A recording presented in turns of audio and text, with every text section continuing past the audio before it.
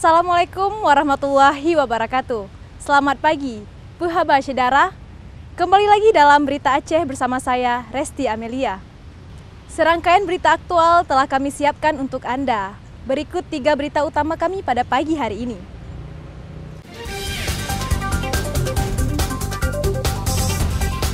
Kasus malaria Anopheles falciparum mulai merebak selama 2 bulan terakhir di 4 kecamatan Kabupaten Aceh Singkil.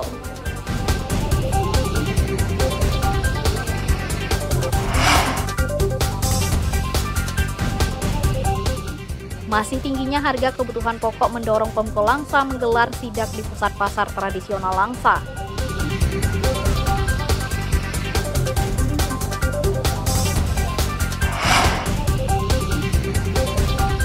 Peringatan Hari Lansia Nasional dimeriahkan dengan penyerahan bantuan untuk kaum duafa dan pengobatan massal gratis.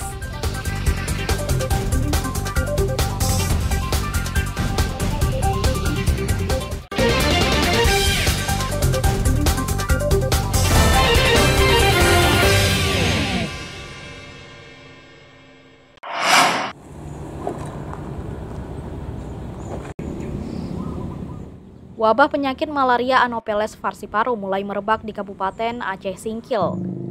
Selama 2 bulan, sedikitnya 33 warga terserang wabah malaria, sehingga pemerintah Aceh Singkil menetapkan kejadian luar biasa KLB.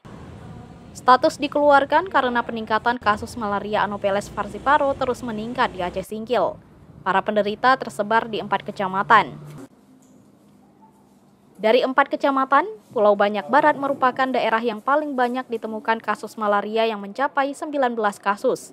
Kecamatan Pulau Banyak ditemukan 12 kasus, Kecamatan Kuala Baru, Kecamatan Singkil Utara masing-masing 1 kasus. Barannya ada di awal itu sebenarnya 2 kecamatan, Pulau Banyak Barat dengan Pulau Banyak. Nah, di pertengahan Mei itu masuklah Kecamatan Kuala Baru setelah dilakukan penyelidikan epidemiologi tadi itu. Maka di pertanggal 28 Mei 2024 hari ini, hari Senin, ada 1 kasus Singkil Utara.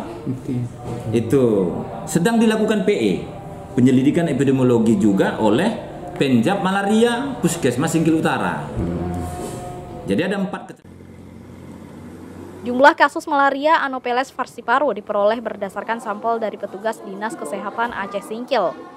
Pemkab Aceh Singkil harus bekerja cepat menangani wabah malaria Anopheles falciparum ini. Penyakit malaria jenis Anopheles falciparum cepat menular melalui gigitan nyamuk dan wajib segera diobati. Nazarudin melaporkan dari Aceh Singkil.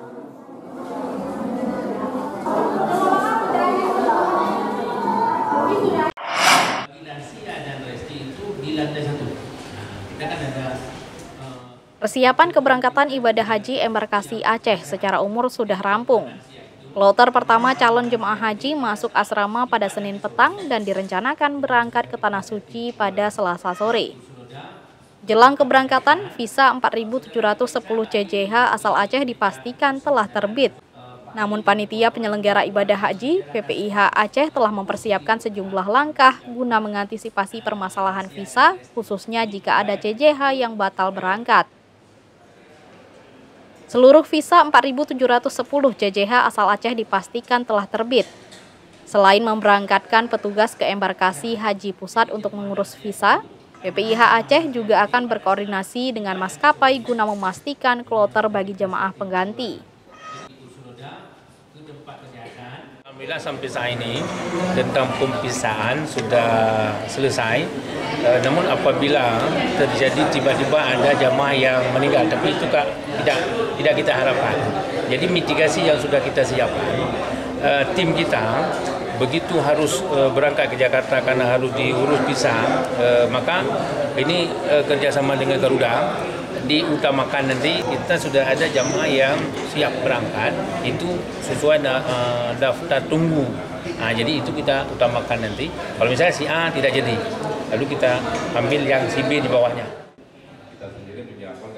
Jemaah yang masuk dalam daftar tunggu menjadi prioritas untuk menggantikan CJH lain jika batal berangkat.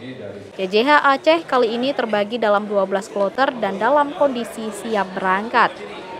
Sebanyak 393 CJH kloter 1 dijadwalkan pada Rabu sore 29 Mei 2024. Jemaah asal Kabupaten Aceh Besar dan Kota Sabang masuk asrama haji Banda Aceh pada Selasa petang. Tim Liputan melaporkan dari Banda Aceh.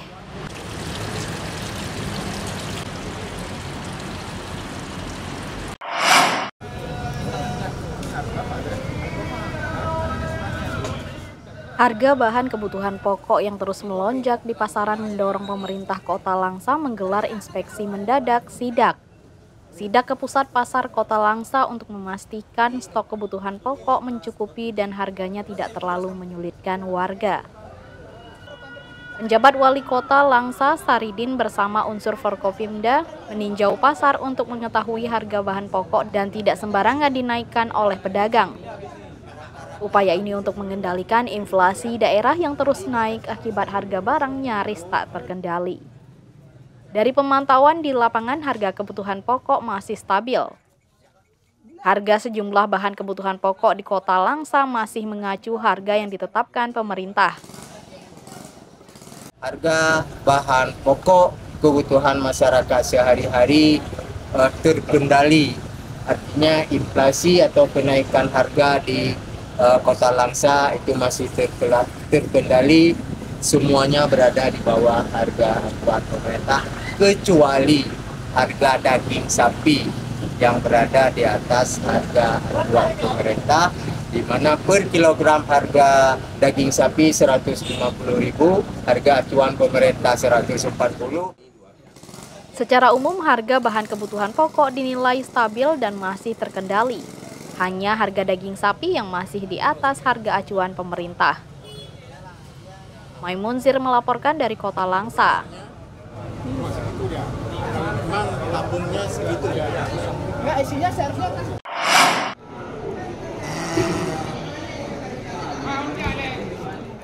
Harga hewan ternak khusus untuk kebutuhan kurban sedikit meningkat dibandingkan Idul Adha tahun lalu. Harga sapi berbobot 50 kg mencapai 16 juta rupiah per ekor, sedangkan Idul Adha tahun lalu bisa diperoleh seharga 15 juta rupiah per ekor.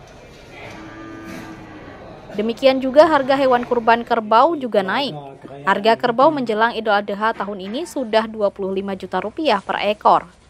Padahal periode yang sama tahun lalu harga kerbau paling mahal 20 juta rupiah per ekor. Harga kambing dan domba relatif stabil, yakni antara Rp2.500.000 hingga Rp3 juta per ekor. Harga ini sama dengan harga ternak kurban ini pada tahun lalu. Kenaikan harga hewan kurban dinilai wajar karena permintaan meningkat.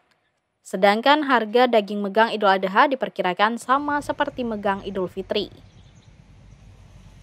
Ini jelas ada perubahan karena perbedaan waktu, ini ada penambahan sedikit. Diperkirakan harga untuk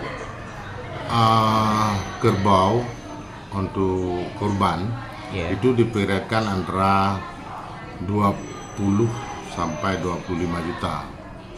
Daging, perhitungan harga daging diperkirakan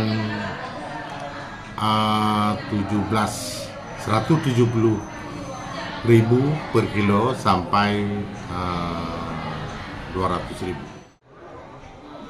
Untuk kebutuhan hewan kurban Idul Adha 1445 Hijriah di Pidi Jaya, hewan kurban yang sudah tercatat 2.227 ekor yang terdiri dari 1.333 ekor sapi, 87 ekor kerbau, selebihnya kambing 464 ekor dan domba 390 ekor.